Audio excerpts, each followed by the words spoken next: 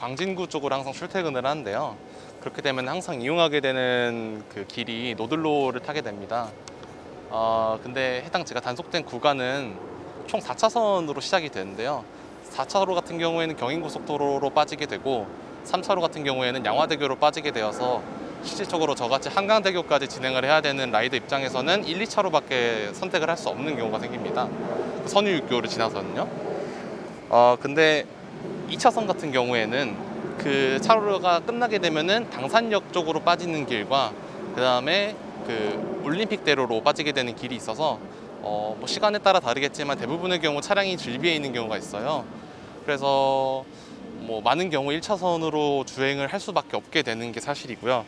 단속 당시에 저 같은 경우는 앞에 포터 2대가 가고 있었습니다. 근데 아마 운전을 하시는 분들이시라면 아시겠지만 오래된 디젤차에서 나오는 그 검은 매연을 좀 맞고 달리기가 그렇잖아요. 그래서 이제 이들을 추월을 해야겠다 해서 1차로로 진행을 하다가 단속을 되게 됐고요.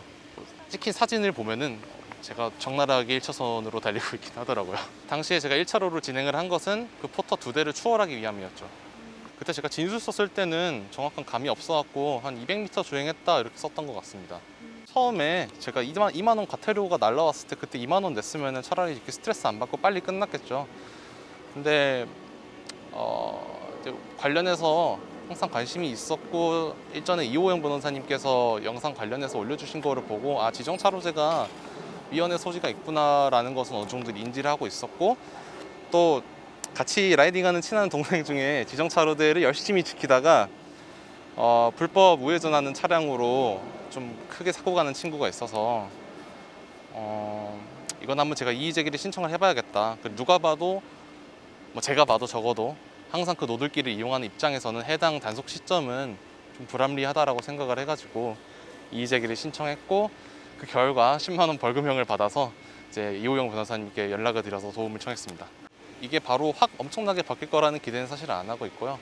본디 소수 집단이 목소리를 내기 시작해야지 뭔가 변하기 차차차차 변한다고 생각을 해서 개인적인 소망으로는 저 사실 그 이호영 변호사님께서 진행하고 계신 헌법소원단의 도움을 많이 받았거든요.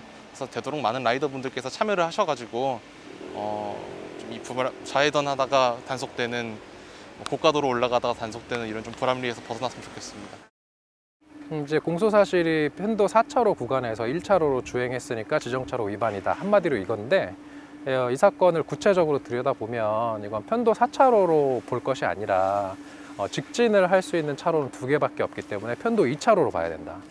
편도 2차로 도로에서 1차로로 추월을 하기 위해 주행한 것은 도로교통법 이제 지정차로 위반이 아니다 라는 주장이 첫 번째였고, 그 다음에 이제 두 번째는 근거 법령인 도로교통법 시행규칙 별표 9 지정차로 제도 중에서 이륜차 부분은 위헌이다.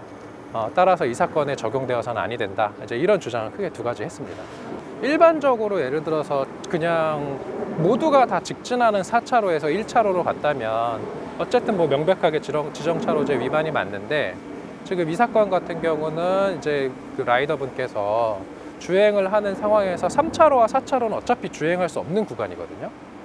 그쪽으로 진출할 차량들만 3, 4차로로 가는 거고, 계속해서 직진을 할 차로는 1, 2차로밖에 주행을 못하는 그런 딱 구간에서 4차로는 4차로니까 이제 수사기관에서는 어쨌든 4차로에서 1차로로 간 거 아니냐라는 게 수사기관 입장인 거고, 이제 라이더분 입장에서는 아니 내가 가지도 못하는 3, 4차로를 거기에 왜 따지느냐, 내가 갈 수 있는 구간은 1, 2차로밖에 없었다. 그래서 2차로로 주행하던 중에 앞서가던 트럭이 있으면 트럭 뒤로 따라가는 거는 위험하잖아요.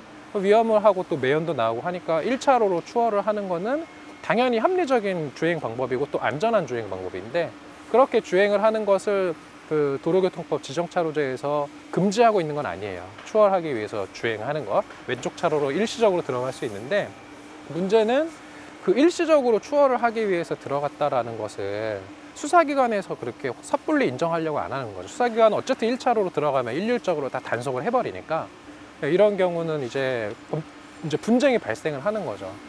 주행을 한쪽에서는 나는 추월하기 위해서 들어갔다라는 것이고, 수사기관은 추월이 아니라 이건 1차로로 그냥 주행한 것이다. 이렇게 좀 입장이 대립을 하는 상황입니다. 의도적으로 1차로로 계속 주행한 게 아니라 이분은 처음에는 3차로로 주행하다가 3차로 주행하는 건 괜찮거든요. 근데 3차로로 주행을 하면 양화대교로 빠지는 구간이니까 당연히 2차로로 옮겨가는 거니까 2차로로 옮겨가서 그냥 주행을 했으면 괜찮은 건데, 근데 그 경찰의 논리대로라면 그 상태에서 2차로로 간 것도 위반이에요. 그게 4차로라고 한다면.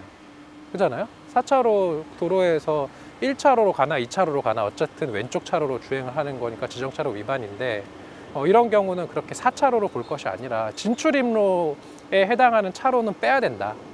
그래서 저는 법률적으로 이거는 4차로가 아니라 2차로로 우리가 접근을 해야 되는 것이고, 그럼 2차로 도로에서 1차로로 추월하는 것은 또 무방한 것이다, 이런 입장인 것이죠. 제가 봤을 때 이 케이스는 현행 법령 하에서도 무죄를 받아볼 수 있어요. 그래서 오늘 무죄 주장을 했는데, 아울러서 그 근거 법령인 지정차로제가 이렇게 현실과 동떨어져 있고 라이더의 어떤 그런 안전을 위협하는 그런 위헌적인 법령이기 때문에 이것을 그냥 둘 수는 없어서 이참에 이 법령 자체를 위헌 선언을 해서 무효화하자, 이게 반드시 필요하다라는 그런 생각에서 오늘 이런 주장을 하게 됐습니다.